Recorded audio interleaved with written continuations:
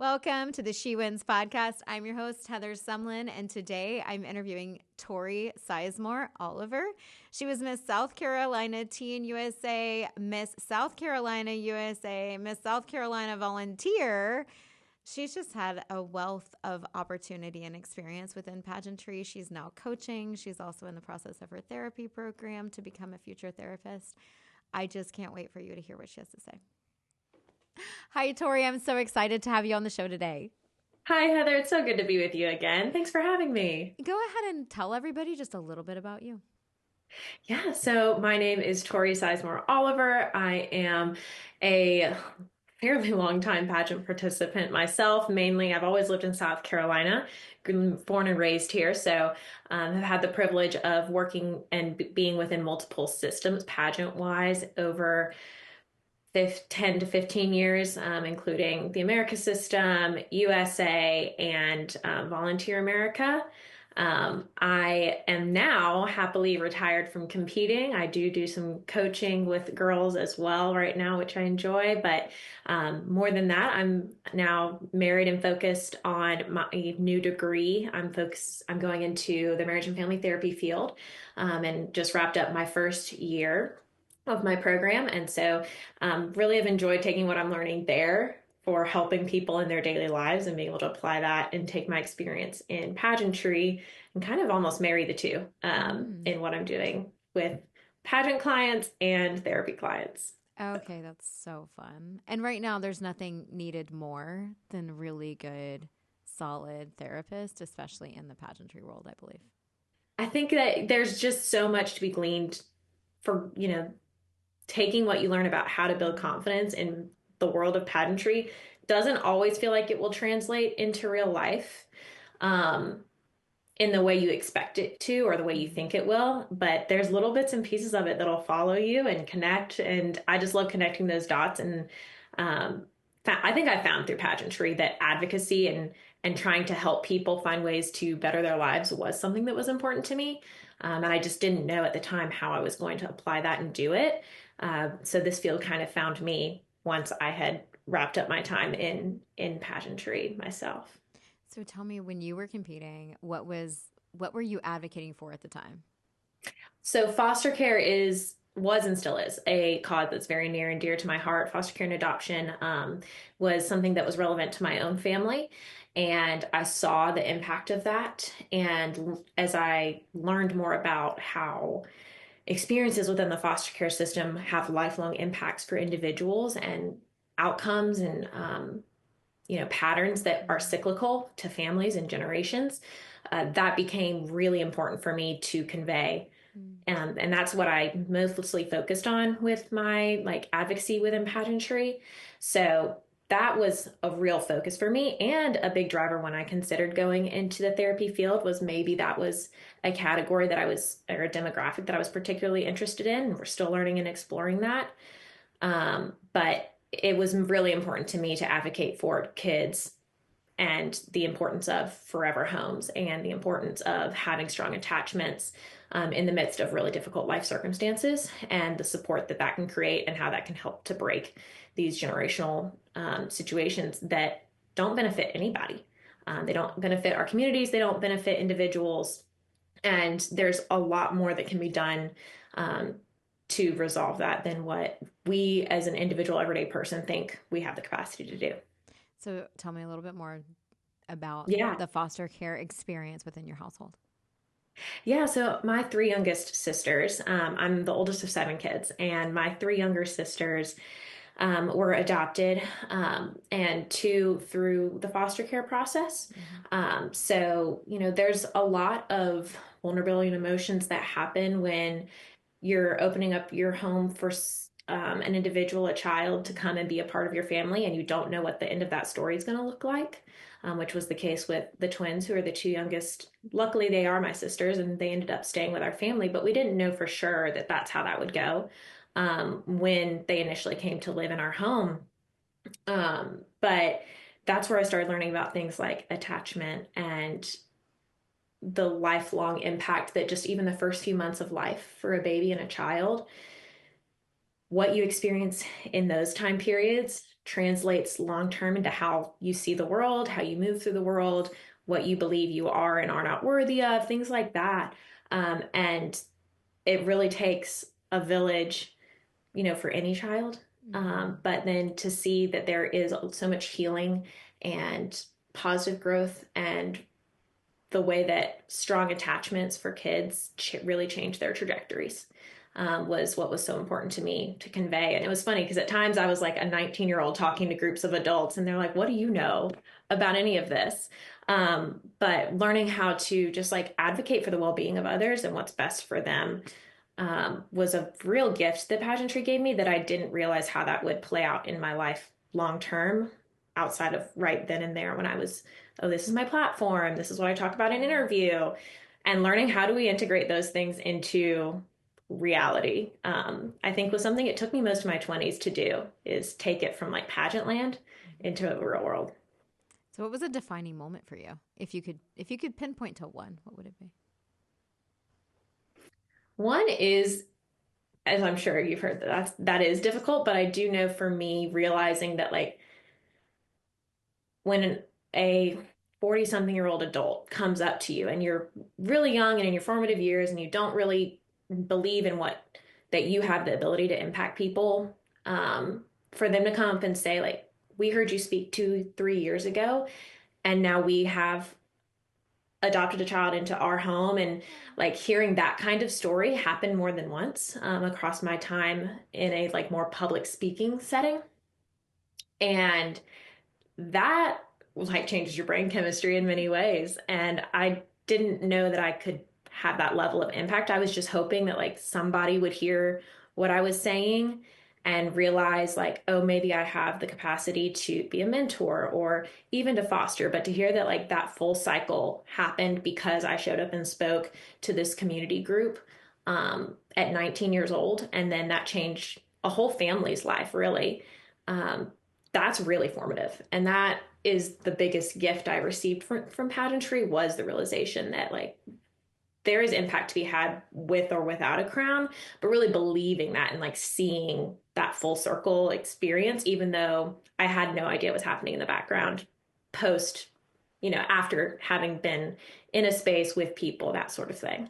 I think you never know the impact you can make, especially when you're No. so young and you're like, I'm just sharing my story. My family's different from yours. Let me tell you about it. Yeah, yeah. I've learned a few things and it feels important. Maybe somebody will listen, and yeah, yeah, your story matters, I think, is like, and the things that are on your heart and the things that feel important to you, follow them And you're and see where they take you. and I feel like you're never too young to start sharing the things that you've learned along the way, especially if it's something so powerful as, hey, did you know you can open your home up to foster care kids that need a home?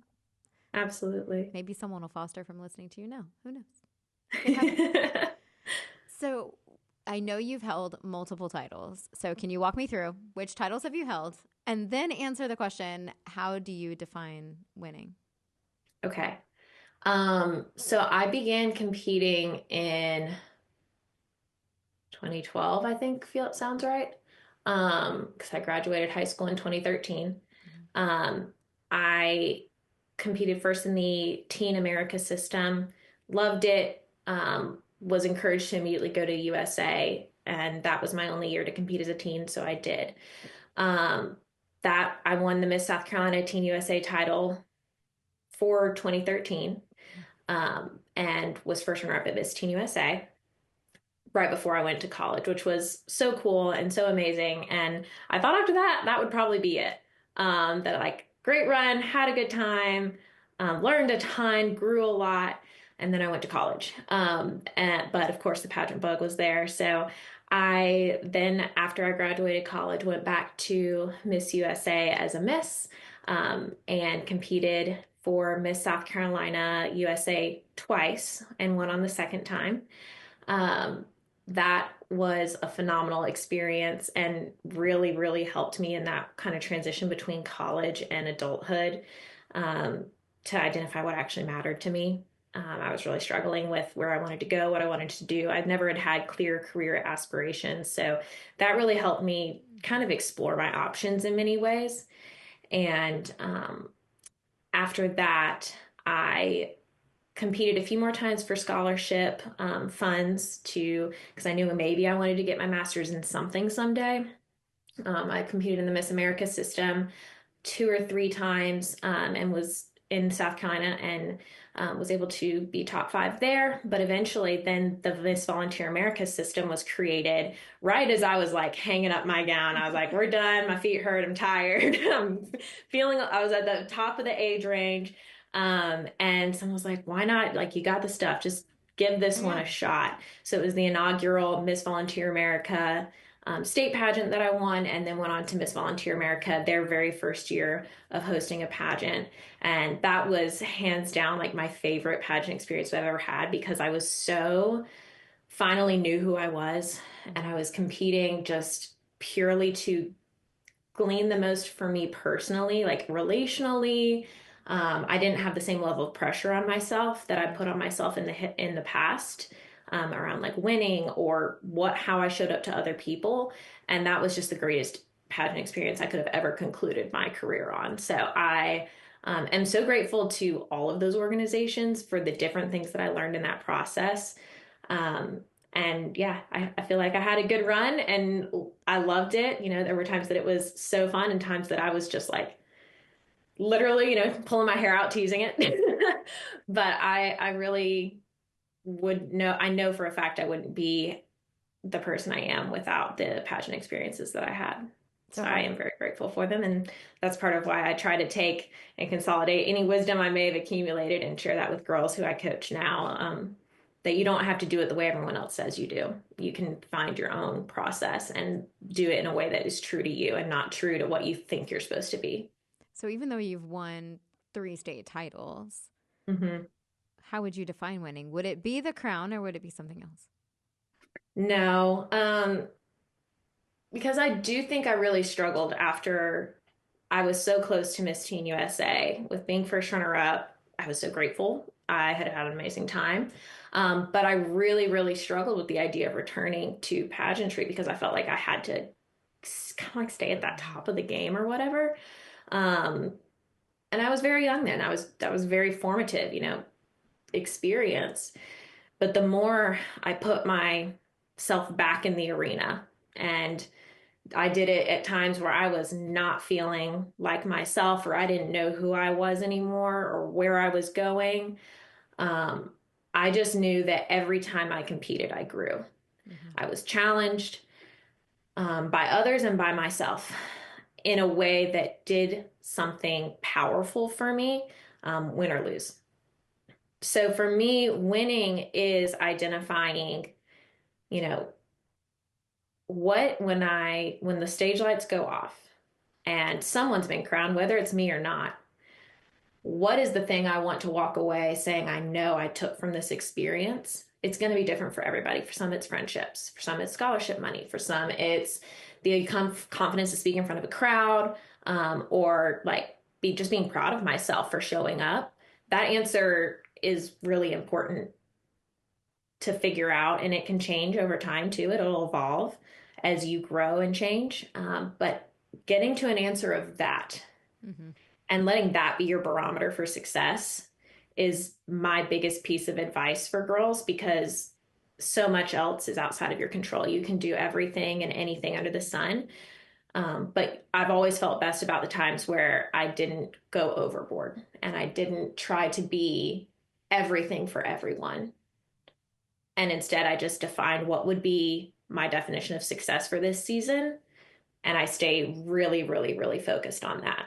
And that's where my energy and time and money and preparation goes towards. Maybe it's towards learning how to be my most healthy and fit version of myself. That's where I put the majority of my energy. Maybe it's learning who am I, what matters to me, and how do I communicate that to a crowd. All of those things, if you can get really clear on your number one and stay true to that, then the rest of it the chips will fall where they may. I met you when you won Miss South Carolina, mm-hmm. heading to Miss USA because I'm a sponsor for RPM. Yes. And so what was that experience like? Because you mentioned your first runner-up as a teen, and I remember vaguely a couple of conversations, but Going into Miss USA feeling the pressure of I was first runner up as a teen, was that something that was difficult for you to handle? And was there any advice you would give to someone who has been successful either in another system or as a teen going into a competition? Hmm. Yeah, I think I've always been really grateful to my family being able to help me kind of tune out chatter, like Mm-hmm. background noise.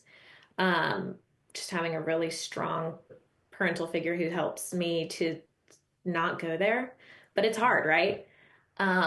And that definitely was a big just thing in my head, a mental block that I probably had with Miss USA that I was so grateful to not have to deal with as I competed later.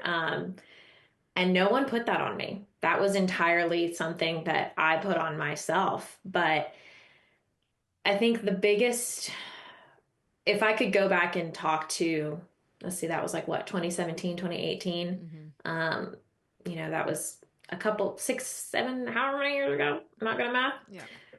If I could talk to that version of myself, um, gosh, I wish I had just, instead of thinking about optics and how is something going to look to other people, I had just focused on having the best dang time. Absolutely. Um, because yes, I was challenging myself to grow and to be better in certain areas, and that's fantastic. But I think that was when social media had really shifted Mm-hmm. how I experienced pageantry. Instagram was Yeah. still not enough of a thing when I was a teen that I stressed about it. And I cared so much about how others perceived me through social media and how I perceived them through social media when I was going to Miss USA. And, you know, you want to promote a brand and you want to promote yourself and build your brand and all those things are great. But if that's what's keeping you up at night, then you're missing out a little bit. And so figuring out how to, again, figure out, name what's most important to you. And maybe it is social media growth. Maybe that was just me. But figuring out how to name something that I could look at other than how I would, where I would rank at Miss USA.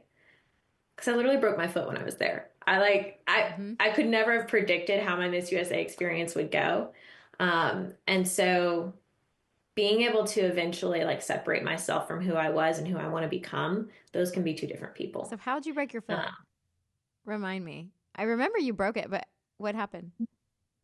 oh, we were doing a like a fun activity on like a bouncy house, Oh, and I super got fun. overly competitive, and like my foot landed like on my toes, and my toes went back towards my heel.